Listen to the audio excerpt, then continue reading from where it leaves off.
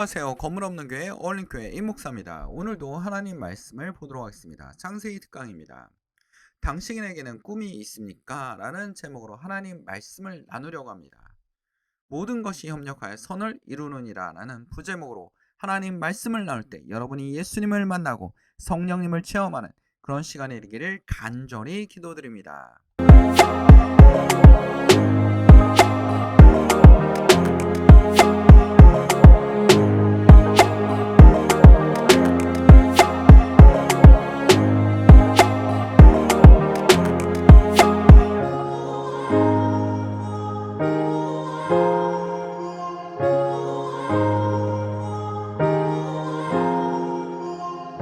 우리가 알거니와 하나님을 사랑하는 자, 곧 그의 뜻대로 부르심을 입은 자들에게는 모든 것이 협력하여 선을 이루느니라.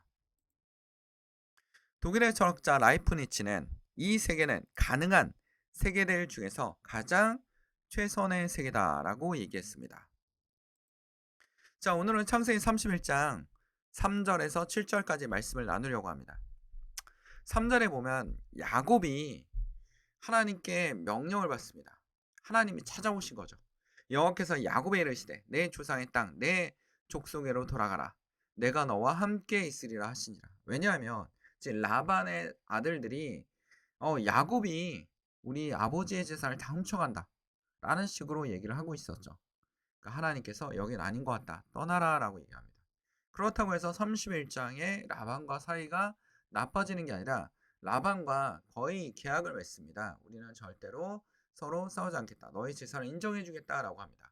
자, 야곱은 라반에게 굉장히 많은 고통을 당했지만 여기서 많은 재산을 얻어냈습니다. 그리고 아내도 2명이나 얻었습니다. 아인 하인과 하인들도 얻었습니다. 재산이 늘어났죠. 그러니까 하나님께 어느 정도 물질적 축복을 받아낸 것입니다. 하나님의 뭘 받았습니까? 물질적 축복을 받았습니다. 하나님도 이런 거 계산하고 계시다는 겁니다. 그러나 쉽게 받았습니까? 아니죠. 굉장히 고통스러웠습니다. 거의 사기 같은 생각이 이루어졌습니다. 그러니까 야곱보다 더 날고 나는 그런 사기꾼 같은 사람이 있었다는 겁니다. 그게 바로 라반이죠. 그 속에서 야곱도 깨달음을 얻었을 것입니다. 근데 이제 하나님께서 집으로 돌아가라 합니다. 그럼 야곱에게 무슨 문제가 있습니까? 형 에서와의 관계가 회복되어야 됩니다. 그러니까 하나님이 그 길을 열어주시는 거죠. 그리고 야곱의 용기를 불어넣어줍니다. 그리고 너는 많은 자식과 자녀들 정말 많지 않느냐? 이제 돌아가라. 내 땅으로 돌아가라 라고 얘기합니다. 자, 5절에 보면 그들에게 이르되 내가 그들의 아버지와 안색을 본즉 내게 대하여 전과 같지 아니하노도다. 그러할지라도 내 아버지의 하나님 나와 함께 계셨느니라. 왜 전과 같지 않을까요? 전 그 전에는 그냥 쉽게 이용해 먹을 수 있는 사람이라고 생각했는데 재산을 모은 겁니다. 자기가 별짓 다 했는데도 불구하고 재산을 모였습니다. 하나님 뜻대로 모인 거죠. 근데 라반은 그걸 알 턱이 없습니다. 그렇죠? 알 턱이 없으니까 이제는 야곱이 걸림돌이 되는 거죠. 걸림돌이 되는 겁니다. 자, 근데 라헬과 레아는 누구의 편을 들어줬습니까? 야곱의 편을 들어줬습니다. 그렇죠? 그들의 아버지 나를 속여 품삯을 10번이나 변경하느니라. 그러나 하나님이 그를 막으사 나를 해치지 못하게 하셨으며. 자, 하나님이 라반을 막아서 야곱을 해치지 못하게 했다라는 겁니다. 왜냐하면 하나님의 뜻을 이루기 위해서입니다. 자, 사랑하는 성도 여러분, 오늘 여러분들이 하나님의 사랑받는 야곱 같은 사람이 되기를 원합니다. 야곱은 그렇게 좋은 사람이 아닙니다. 굉장히 단점도 많아요. 그렇죠? 사기꾼이죠. 속이는 것도 잘하죠. 근데 더 큰 악독한 사람을 만났습니다. 그것도 삼촌이에요. 그렇죠? 그러나 하나님께서 그 와중에 야곱을 도우셔서 많은 재산을 증식시켜 줬습니다. 아내도 2명이나 얻었어요. 그렇죠? 근데 야곱은 하나의 시기의 대상이 되었다라는 겁니다. 하나님이 어떻게 합니까? 떠나라라고 얘기하십니다. 떠나라라고 얘기하십니다. 우리가 영화 하나만 좀 소개하고 가려고 합니다. 월터의 상상은 현실이 되다. 자, 영화 포스터만 보면 굉장히 장난 같아요. 근데 현실 사회를 얘기하는 거죠. 현실 사회를 얘기하는 겁니다. 이 월터라는 사람 평범한 미국의 직장인입니다. 미국에서 일을 하는 사람이에요. 근데 직장에 좋은 일이 생겼습니까? 안 좋은 일이 생겼어요. 직장이 팔려나갔습니다. 그럼 뭘 하겠습니까? 구조조정을 하겠죠. 구조조정의 대상자가 될 수 있는 게 바로 월터입니다. 월터. 근데 이 잡지사가 이 잡지를 새로 들어온 이 회사를 사들인 새로운 사람이, 그러니까 새로운 리더가 이 잡지를 폐간하겠답니다. 그리고 새로운 것을 만들겠다고 합니다. 그 월터가 사진을 담당해요. 사진. 그러니까 사진을 담당하는데 사진을 형상화시키는 걸 담당하나 봅니다. 25번 사진을 가져오라고 합니다. 새로운 사장이 그러니까 새로운 리더겠죠. 리더든 뭐 담당자든 25번 사진을 가져오라 합니다. 근데 25번 사진이 없어요. 그래서 좀 형상하기 위해서, 사진화시키기 위해서 시간이 좀 걸릴 것 같습니다. 하고서 25번 사진 작가를 찾아갑니다. 24번 뭐 그다음에 23번 사진을 보니까 뭐 거대한 뭐 엄지손이 보이는 사진이 있었고, 그다음에 무슨 가구 같은 사진이 하나 있었고, 바다 같은 사진이 있었어요.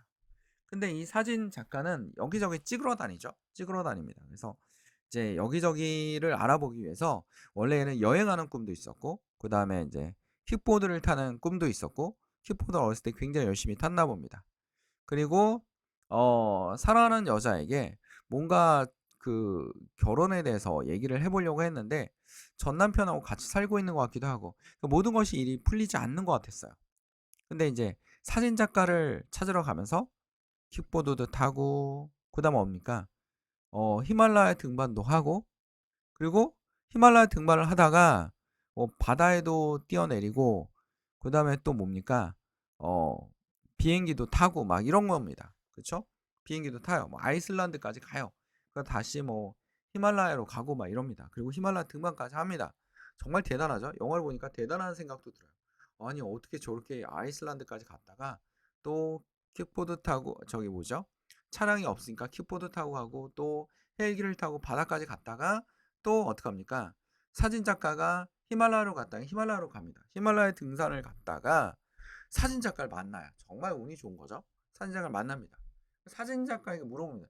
25번 사진 어디 갔어? 했는데 이 그 사진 작가 준 지갑이 있었거든요. 그 지갑이 정말 쓸모없어 보여서 쓰레기통에다 갖다 버렸어요. 그랬더니 사진 작가, 25번 사진은 당신 지갑에 넣어놨어 라는 거. 당신 지갑에 넣어놨다라는 겁니다.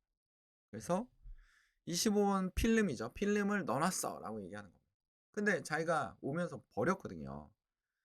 근데 이제 거기서 뭐가 나옵니까? 이 사진 작가가 그 자연 세계를 보면서 너무 놀라운 겁니다. 그리고 산에 있는 그 표범 있죠, 산.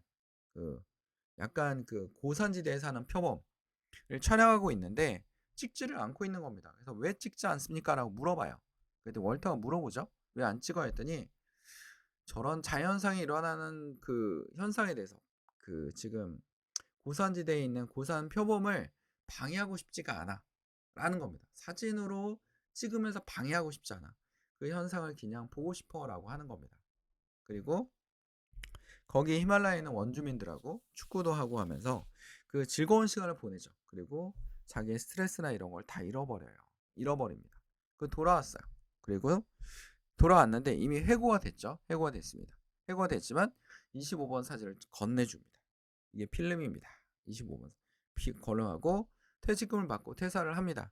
퇴사를 하고 새로운 직장을 찾아야 되는데 자기가 오해했던 A는 전 남편하고 결혼한 게 아니라 뭡니까? 결혼하지 않았어 라고 얘기를 하는 겁니다.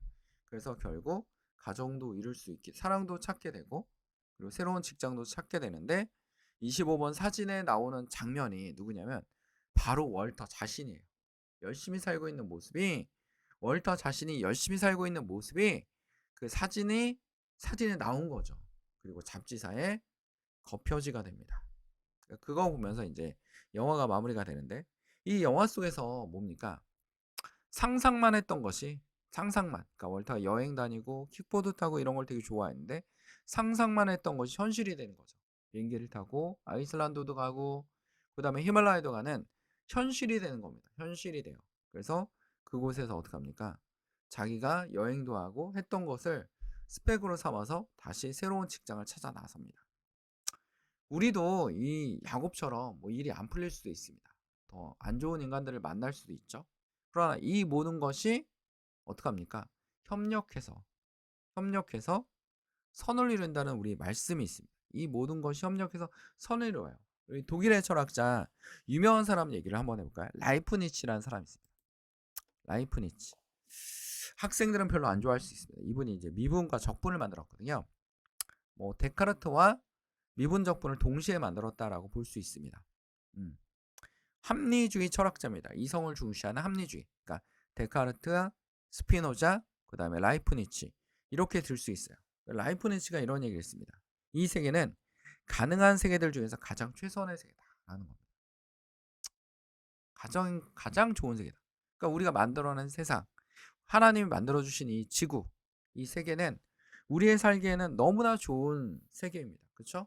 하나님이 우리에게 주신 것이 많아요. 생각보다 많습니다. 공기도 주시고 맑은 물도 주시고 그 다음 뭡니까? 우리가 살 수 있는 세균과 그 다음에 환경을 만들어 주셨어요. 그리고 아름다운 뷰를 말해주는, 정말 이렇게 여행을 가다 보면 굉장히 아름다운 곳이 많지 않습니까?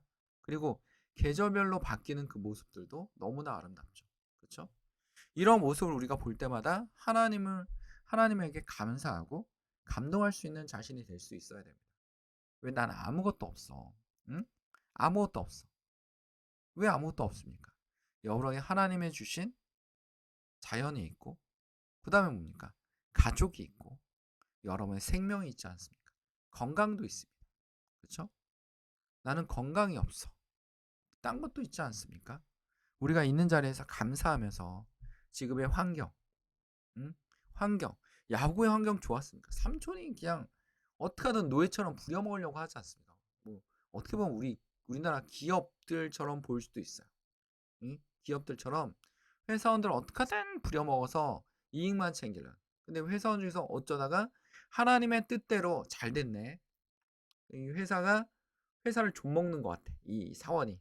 그러면 이제 회사는 또 이 얘를 공격할 수도 있는 거죠. 그렇죠? 공격할 수도 있는 겁니다. 그렇죠? 그러나 이런 환경 속에서 우리의 환경 속에도 뭡니까? 로마서 8장 28절에 바울이 얘기하죠. 우리가 알거니와 하나님을 사랑하는 자 곧 그 뜻대로 부르심을 입은 자들에게 모든 것이 협력하여 선을 이루니라. 그러니까 여기서 라반도 필요한 사람이고 에서도 필요한 사람입니다. 누구에게? 야곱에게. 라헬도 필요하고 레아도 필요한 사람들입니다. 12아들이 나오지 않았습니까? 이 라헬과 레아 덕분에 12아들이 나왔고 그들이 뭐가 됩니까? 12지파의 조상이 됩니다. 그리고 우리 그 유명한 이야기를 만들어낸 요셉도 이때 태어납니다. 그렇죠? 요셉은 야곱이 너무나 사랑하는 라헬을 통해서 태어납니다. 하나님께서 레아가 너무나 섭섭해할까 레아를 통해서 많은 아들들을 낳게 하지 않았습니까? 근데 요셉은 또 라헬을 통해서 태어납니다. 그럼 하나님의 공평하심, 평등하심, 그리고 요셉을 끌고 나옵니다. 요금은 나와도 이 라반의 집을 나와도 근심 걱정이 투성입니다. 근심 걱정 투성이죠. 왜? 형을 만나러 가야 돼요. 근데 형은 벼르고 있었던 거죠. 벼르고 있었던 겁니다. 요셉은 의지할 사람이 누구밖에 없어요. 하나님밖에 없는 거예요. 하나님 붙잡는 거죠. 베델에서 하나님 붙잡습니다. 하나님에게 조릅니다.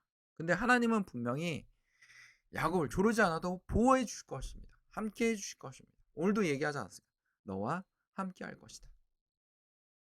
두려워 말라. 응? 내가 너와 함께 할 것이다 라고 얘기하지 않고 있습니까? 이 모든 것이 협력하여 선을 이루는 겁니다. 우리에게 좋은 일이든 나쁜 일이든 악한 일이든 악한 인간들이든 모든 것이 조화를 이루어 협력하여 선을 이루게 만드신다라는 겁니다. 하나님은 언제는 악한 사람도 쓰고 선한 사람도 씁니다. 내 환경에 좋은 사람만 붙여놓지 않아요. 절대로. 응? 악한 사람들 중에서 막 콕콕 자극을 주죠. 자극을 줍니다. 여러분 우리나라 한학 중에서 한의원 가면 침을 놓지 않습니까? 그래서 침을 한번 치료받은 적이 있는데 이 침이 어떻게 치료가 되는 거지? 라고 이렇게 뭐 자세히는 모르지만 내가 한의학 전공자가 아니니까 자세히는 모르지만 읽어봤어요 한번. 하버드 대학에서도 이거를 연구를 했대요. 이게 어떤 원리로 치료되는 거지? 이게 침으로 계속 이렇게 찌르지 않습니까? 뭐 그 중에서 많은 원리가 있겠지만 단순한 건 이런 것도 있습니다. 뭐냐면 침이 들어가서 자극을 하다 보니까 뭔가 우리 몸이 공격을 받는 것 같아. 그러니까 아픈 부위를 침으로 콕콕 찌르면 분명히 뭐 다른 아주 뭐 혈이라든지 뭐 이런 것도 필요할 겁니다. 근데 이제 단순하게 봤을 때, 그러니까 단순하게 기사를 읽어봤을 때, 뉴스심을 읽어봤을 때, 침이 콕콕콕 하면 백혈구가 모이지 않겠습니까? 공격받는 것 같아 하고 백혈구가 모여서 그 아픈 부위에 문제가 있다는 걸 알게 되죠. 그렇죠? 문제가 있다는 걸 백혈구한테 알려주는 신호 역할을 하는 거죠. 침이. 그러니까 백혈구가 와서 그 부분을 치료하고 회복시키는 원리도 있다라는 겁니다. 그러니까 이게 굉장히 놀랍지 않습니까? 우리 몸이 스스로 회복하는 능력을 볼 수 있도록 자극하는 겁니다. 공격하는 것처럼 보이는 거죠. 근데 그 공격이 뭡니까? 우리를 회복시키죠. 우리를 치료합니다. 우리를 어떻게 합니까? 좀 더 성숙하게 만들어줍니다. 나에게는 고통스러웠지만, 나에게는 어쩐지 굉장히 싫어했지만, 침 맞는 거 좋아하는 사람은 어디 있겠습니까? 싫어하지만 굉장히 나에게 자극이 되는 거죠. 요 야곱에게도 굉장히 여기서도 나가봤자 큰 건 없었지만 또 에서의 문제를 해결해야 돼요. 본인이 다 흘린 것들 아닙니까? 본인이 약간 이게 모퉁이 돌처럼 그 야곱이 굉장히 그 선한 사람이 아니지 않습니까? 근데도 불구하고 이 모든 문제를 하나님이 같이 협력하여 해결하게 만들어 주신다라는 거.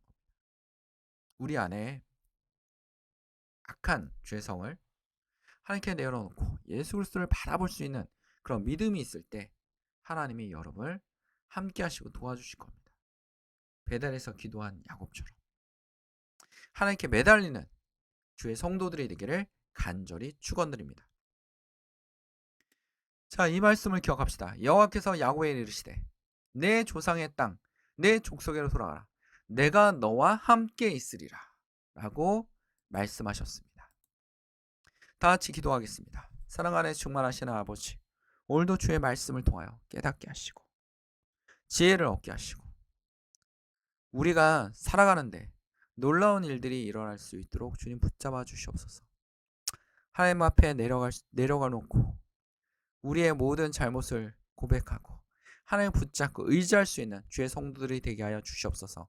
악한 영들이 떠나가며 질병이 치료되고 우리 식탁 위에 음식이 떨어지지 않게 하시고 하나님께 감사하며 살아갈 수 있는 주의 성도들이 되게 하여 주시옵소서. 우리를 사랑하시는 예수 그리스도 이름으로 기도드립니다. 아멘. 하나님께 영광의 박수를 올립니다. 건물 없는 교회, 어울린 교회 말씀 창고였습니다.